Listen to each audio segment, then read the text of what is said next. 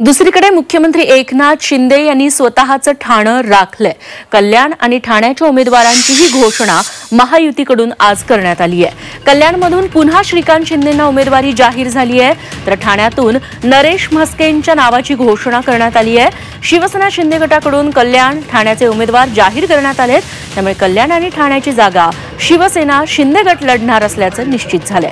यामुळे आता कल्याण डोंबिवलीत श्रीकांत शिंदे विरुद्ध ठाकरे गटाच्या वैशाली दरेकर अशी लढत होईल, तर ठाण्यात ठाकरे गटाचे राजन विचारे विरुद्ध शिंदे गटाचे नरेश म्हस्के अशी लढत होणार आहे।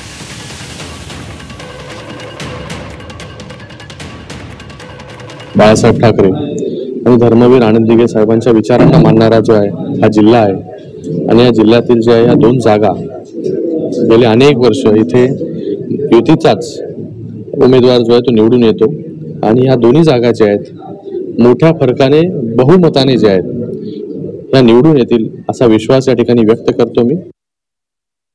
फक्त शिवसेनेतच होऊ शकतं। सर्वसामान्य कार्यकर्त्याला समाजामध्ये काम करण्याची प्रेरणा या उदाहरणामुळे नक्कीच मिळेल। एक कार्यकर्त्याचा विजय किंवा कार्यकर्त्याला संधी या ठिकाणी दिलेली आहे।